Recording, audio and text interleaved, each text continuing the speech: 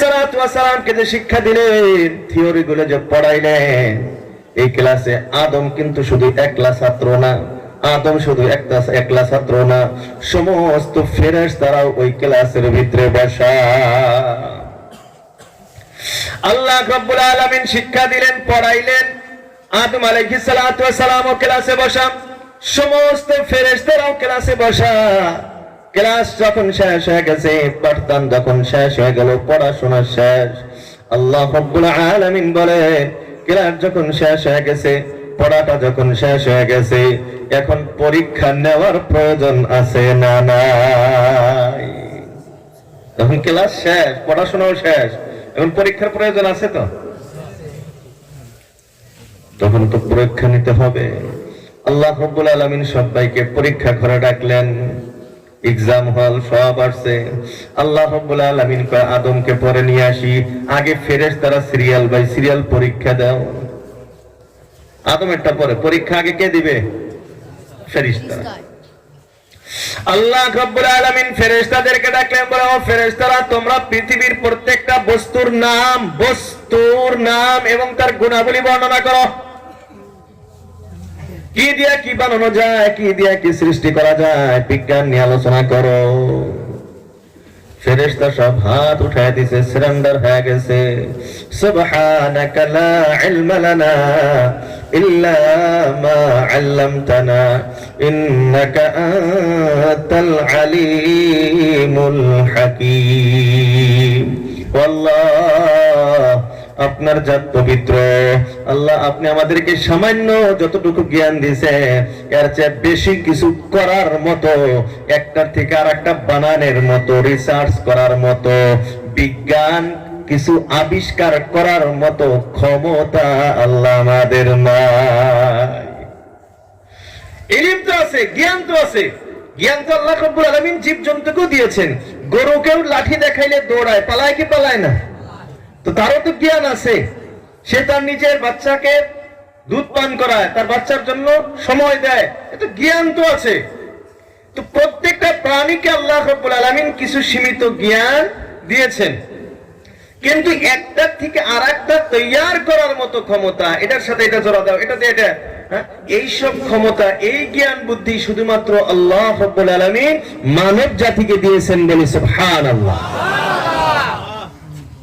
এই যে আজ আমরা মাইক দিয়ে আলোচনা করতেছি, এই যে আমাদের হাতে হাতে মোবাইল, এই সমস্ত কিছুর আবিষ্কার করার ফর্মুলা, থিওরি আল্লাহ রাব্বুল আলামিন ওই দিন হযরত আদম আলাইহিস সালাতু ওয়াস সালামকে সব শিক্ষা দিয়েছেন। বলি সুবহানাল্লাহ। তো ফেরেশতা তো হাতটা নিয়ে দিয়েছে, ফেরেশতা সারেন্ডার হয়ে গেছে। আল্লাহ, আমাদের পক্ষে সম্ভব না, আমরা কিছুই বলতে পারবো না। আল্লাহ রাব্বুল আলামিন বলে আদম আলাইহিস সালামকে ডাকলেন, ও আদম তুমি বলো, আদম তুমি বয়ান করো। হযরত আদম আলাইহিস সালাতু ওয়াস সালাম এক এক করে সব বস্তু, তার নাম এবং গুণাবলী বর্ণনা করে দিলেন। চিৎকার দিয়ে বলি সুবহানাল্লাহ। আল্লাহ রাব্বুল আলামিনের প্রশ্নের পর যখন হযরত আদম আলাইহিস সালাতু ওয়াস সালাম জবাব দিয়ে দিলেন, স্পষ্টভাবে সমস্ত বস্তুর নাম এবং তার গুণাবলী বর্ণনা করলেন, আদম পাস করলো না ফেল হয়ে গেল? আদম আলাইহিস সালাতু ওয়াস সালাম যখন পাস করছে, এদিকে ফেরেশতারা পাস না ফেল? ফেরেশতা সব মাথা নত করে আছে, মাথাটা নিচু করে আছে। আল্লাহ রাব্বুল আলামিন বলেন, ও ফেরেশতারা, মাথা নিচু করে রাখলে হবে না, মাথা তলের দিকে রাখলে আজ হবে না। বলে কি করতে হবে? উসজুদু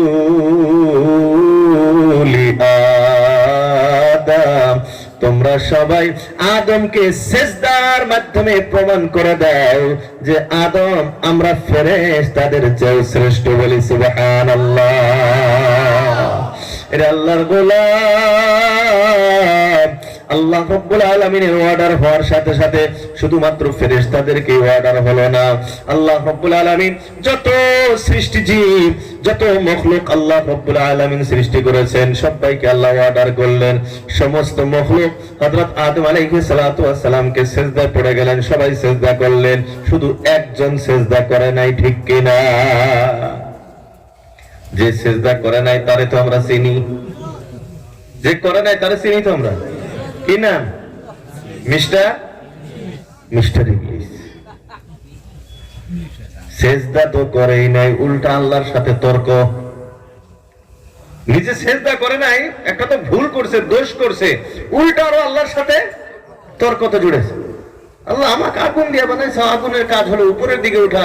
আদমকে মাটি দিয়ে বানিয়েছো, মাটির কাজ নিচের দিকে যাওয়া। যেটা উপরে ওঠে ওটা নিচে কেবে সেজদা করে? তর্ক জুড়ছে।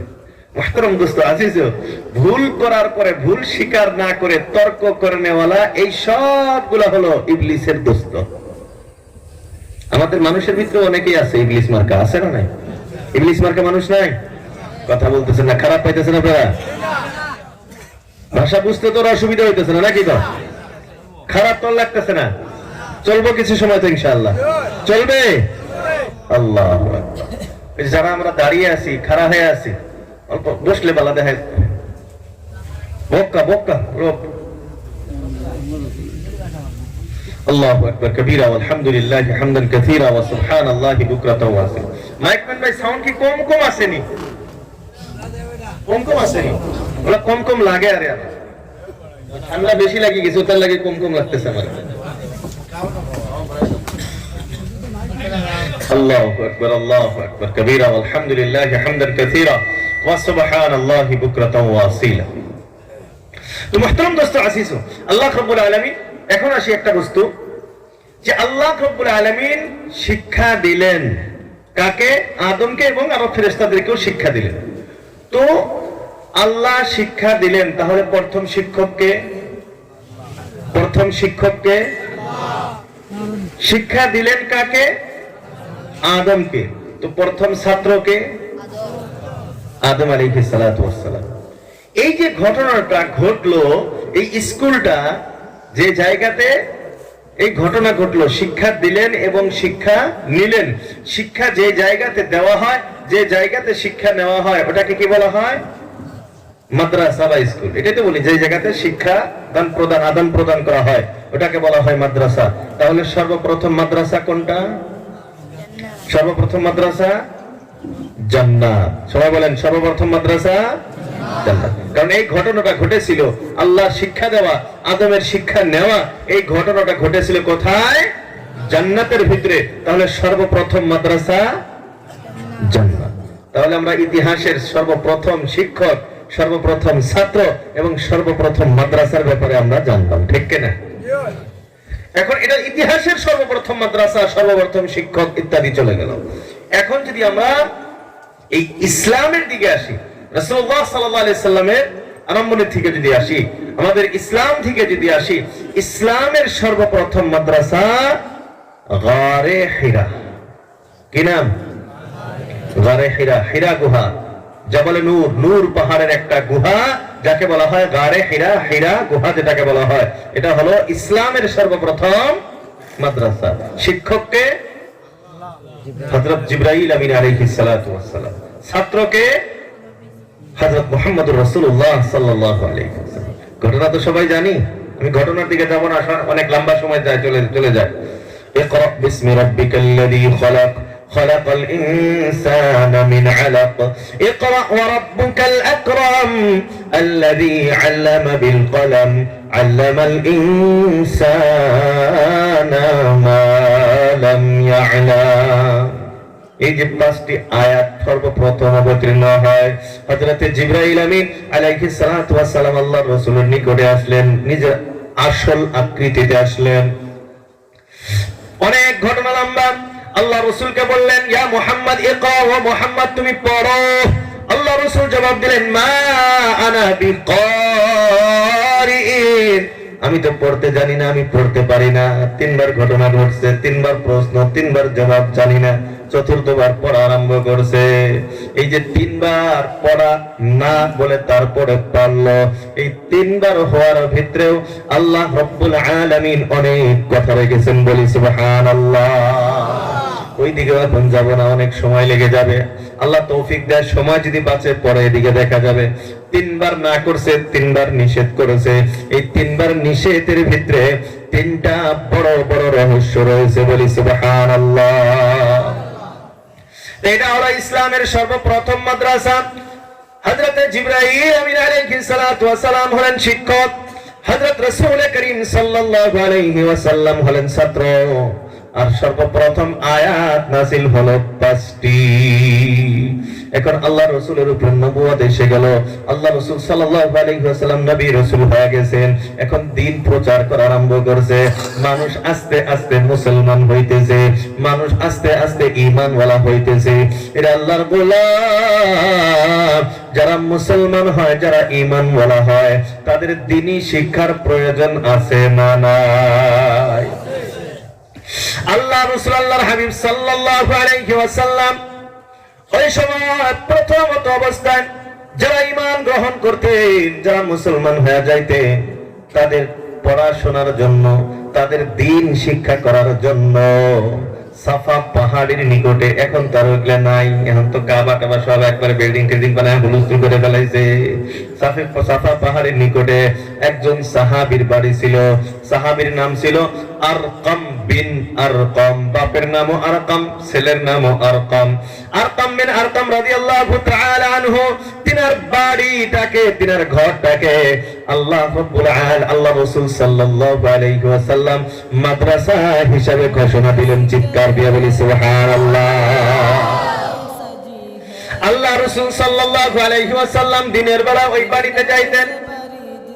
সাহাবায়ে কেরাম রাদিয়াল্লাহু তাআলা আনহু আজমাইন যারা ইসলাম গ্রহণ করত, ওই বাড়িতে আরকাম বিন আরকাম রাদিয়াল্লাহু তাআলা আনহুর বাড়িতে যাইতেন, দ্বীন শিক্ষা করতেন, তিনি মাসলা মাসাইল শিখতেন, ইসলাম নিয়ে আলোচনা করতেন। এর আল্লাহর গোলাম, এই মাদ্রাসার বড় বড় ছাত্রর ভিতরে হলো হযরত আবু বকর সিদ্দিক রাদিয়াল্লাহু তাআলা আনহু। সবাই বলি সুবহানাল্লাহ।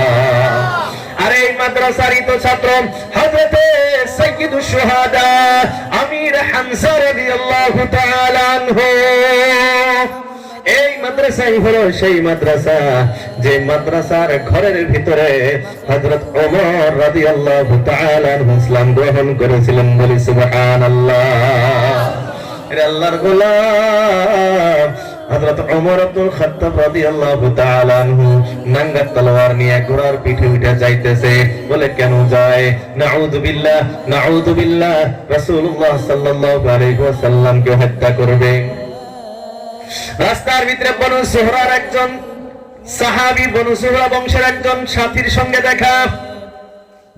বলে ওমর, নাঙ্গা তলোয়ার নিয়ে কোথায় যাইতেছো? ওমর বলে, আমার অবস্থা দেখে, চেহারা দেখে কি তুমি বুঝো না আমি কোথায় যাইতাছি? এই সাহাবী বলে, তুমি যে যাইতেছো মুহাম্মদকে নাউযুবিল্লাহ মারার জন্য যাইতেছো। বনু হাশিম, বনু আব্দি মানআফ, এরা বংশের মানুষ কি তোমাকে ছাড়বে? ওই মনে হয় তোর কথার বুঝতাছি তুই মনে হয় ওই দলে জয়েন হইছা। কয় তাহলে তো কি মারিয়াকে?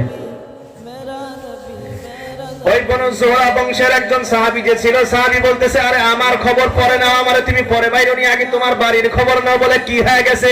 বলে তোমার বোন তো নিজেই মাদ্রাসাতুল বানাতের ভিতরে ভর্তি হয়ে গেছে। বলে সুবহানাল্লাহ। আরে কোন মাদ্রাসা তুমি বন্ধ করার জন্য যাইতেছো? রাসূলুল্লাহ আরকাম বিন আরকাম রাদিয়াল্লাহু তাআলা আনহুর বাড়ির মাদ্রাসা। বলে তুমি মাদ্রাসা ভাঙার জন্য যাইতেছো, তুমি মাদ্রাসা বন্ধ করার জন্য যাইতেছো। আরে তোমার পরিবারের ভিতরে তোমার নিজের বোন তোমার বানাত মাদ্রাসায় দাখিলা নিয়েছে, তোমার বোন জামাই, তোমার ভাই সাহেব তোমার মাদ্রাসায় দাখিলা নিয়েছে। বলি সুবহানাল্লাহ। হযরত ওমর এটা শোনার সাথে সাথে মাথার রক্ত একবারে পায়ে এসে গেছে। বলে কয় কি এতক্ষণে? আমি যে মাদ্রাসা ভাঙার জন্য যাইতেছি, মাদ্রাসাকে রাখবো না, আমার নিজের পরিবারের লোক ওই মাদ্রাসায় ভর্তি হয়েছে। কয় ওই মাদ্রাসা পরে ভাঙবো, আগে নিজের বাড়ির কয়টা ঠিক করি, ওটা পরে দেখবো, আগে নিজের বাড়ির মানুষে ঠিক করে নি। নিজের বাড়ির দিক ঠিক করবো না পারে তো সমাজে আমার মান সম্মান থাকবো না, ঠিক কিনা? আমার নিজের সন্তান যদি আমার কথা না শোনে, আমার বাড়ির পরিবারের লোকজন যদি আমার কথা না শোনে, আর আমি যদি বাহিরে যাই বড় বড় লেকচার মারি, মানুষ আমার কথা শুনবে? ভাই শুনবে? তো পদ্ধতি হলো নিজের বাড়িটাকে আগে ঠিক করতে হবে, নিজের পরিবারের লোকজনকে আগে ঠিক করতে হবে, তারপরে না মানুষের দিকে লক্ষ্য করতে হবে। হযরত ওমর রাস্তা ঘুরাই দিয়েছে, এখন বাড়ির নিজের বোনের বাড়ির দিকে যেতে। যখন বোনের বাড়ির দিকে গেছে, দরজার নিকটে যাওয়ার পর দেখে কিছু কিছু আওয়াজ আইছে। কিসের আওয়াজ? কিসের আওয়াজ? কোরআন তেলাওয়াতের আওয়াজ আসতেছে। ওইটাও মাদ্রাসা বানায় ফেলাইছে।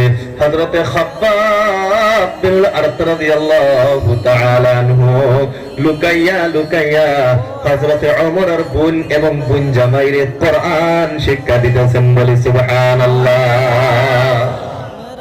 এদিকে মাদ্রাসা ভাঙ্গার পণ্য যায়, হযরত ওমরের বাড়িতেই মাদ্রাসা শুরু। এটাই তো আল্লাহ রাব্বুল আলামিনের খেলা। বলে তুমি যে জায়গা থেকে বন্ধ করবার চাইবা, তোমার বাড়িতেই আমি ওই কাজ দিয়া কাম শুরু করে দিব। বলি সুবহানাল্লাহ। হযরত ওমর ইবনে খাত্তাব রাদিয়াল্লাহু তাআলা দরওয়াজার ভিতরে দস্তক দিছে, আওয়াজ দিছে, খটখট দিছে। এদিকে ভিতর থেকে বোন আওয়াজ শুনতেই বুঝতে পারছে এটা কার আওয়াজ হইতে পারে, কারণ তার জানা আছে।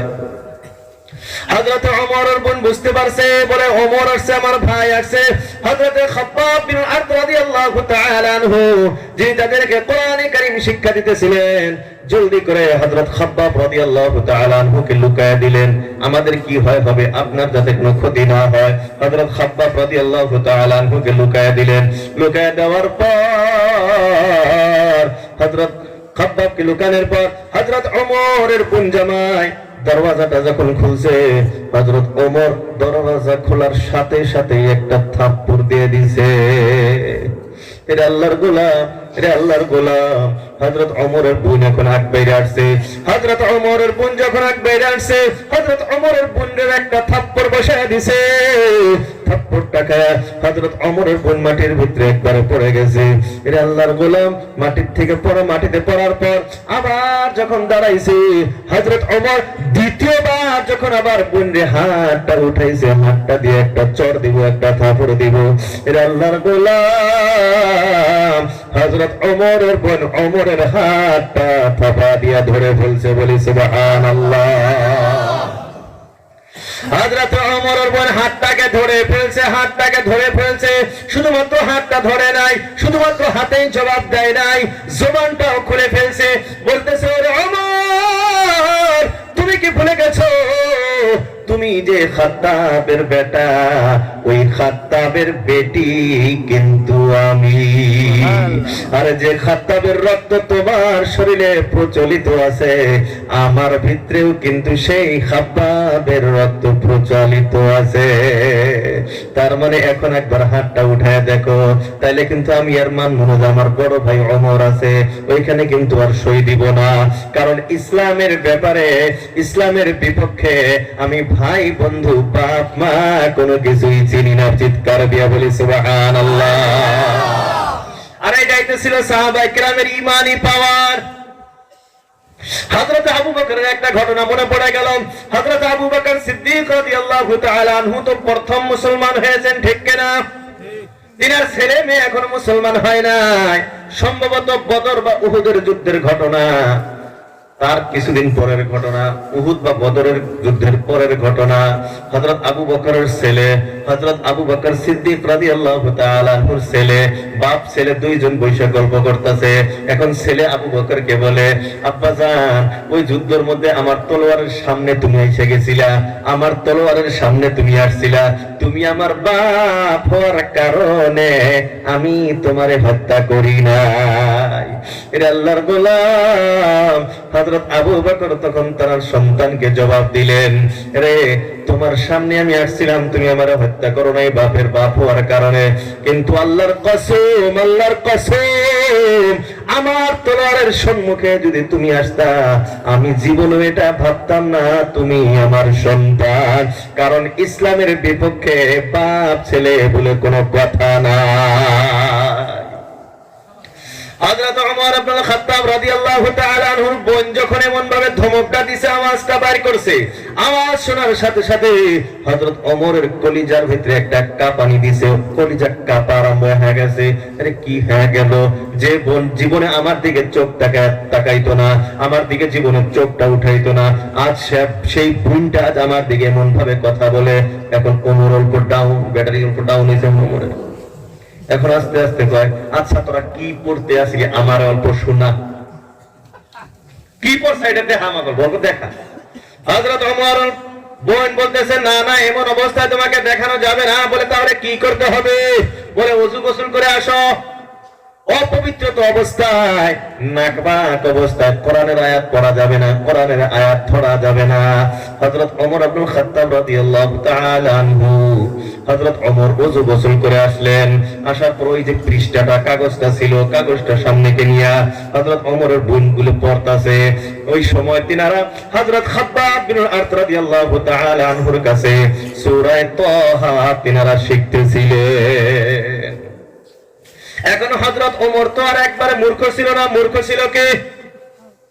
হযরত ওমর ইবনুল খাত্তাব রাদিয়াল্লাহু তাআলা আনহু মক্কার যে সমস্ত শিক্ষিত মানুষ ছিল, ওই 2-4 জন শিক্ষিত মানুষের ভিতরে হযরত ওমর রাদিয়াল্লাহু তাআলা আনহু একজন শিক্ষিত ছিলেন। বলি সুবহানাল্লাহ। এখন তিনার বোন সূরা তাহা পাঠ করতেছে। আমরা উলামায়ে কেরাম এখানে আছি, আমরা সবাই জানি সূরা তাহা আরম্ভ হইয়াই শুধুমাত্র আল্লাহর পরিচয় আর আল্লাহর পরিচয়।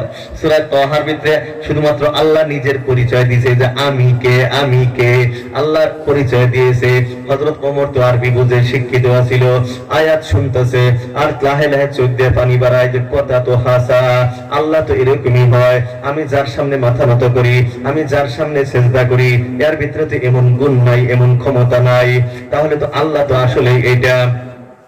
সূরা তাহা পড়তে পড়তে পড়তে পড়তে যখন এই আয়াতের দিকে গেছে, আল্লাহ রাব্বুল আলামিন বলেন, কুল ইন্নানি আনাল্লাহ,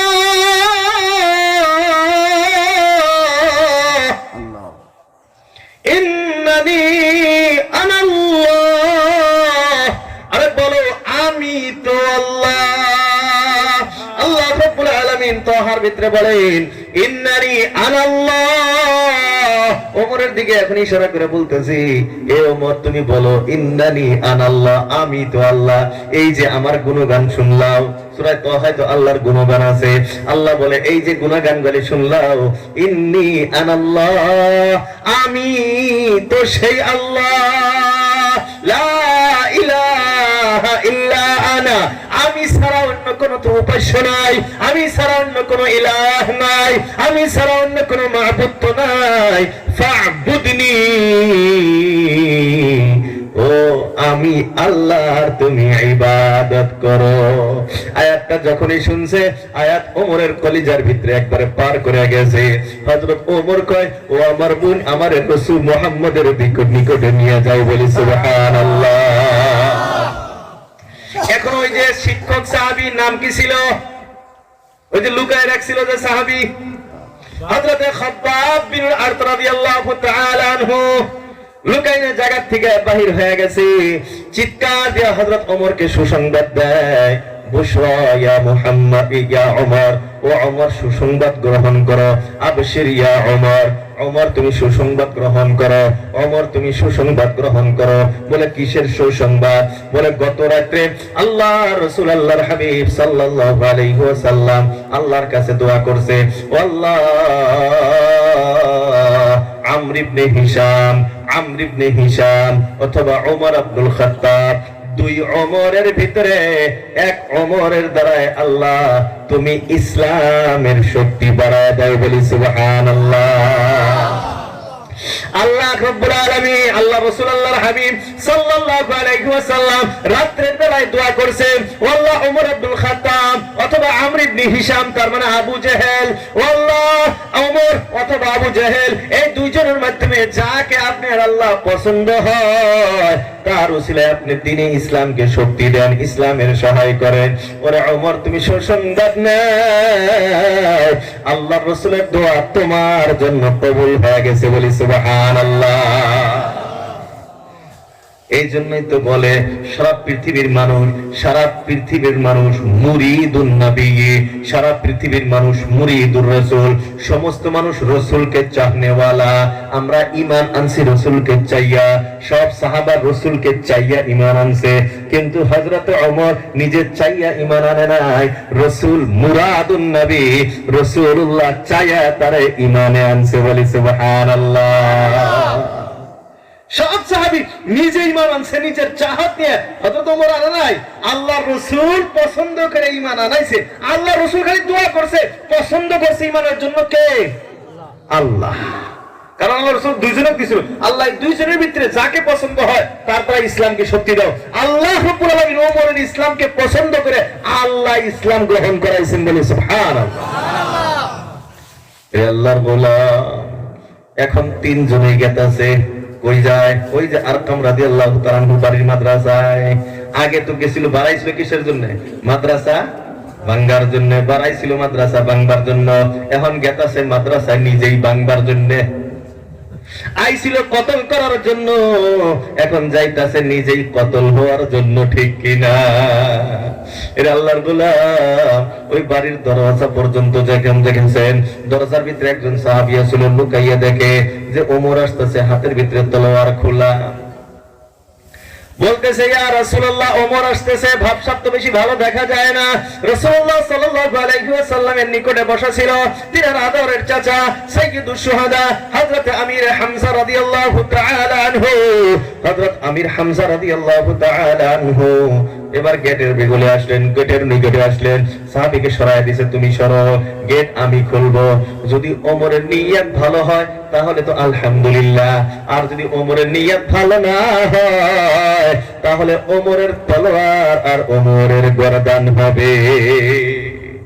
কি আছে দেখা যাবে, যদি ভালো মনে আসে তাহলে তো ঠিক আছে, আর যদি দেখা যায় ওমরের নিয়তের ভিতরে গড়বড় আছে তাহলে ওমরের তলোয়ার দিয়ে ওমরের গর্দান মেরে দিবে একবারে।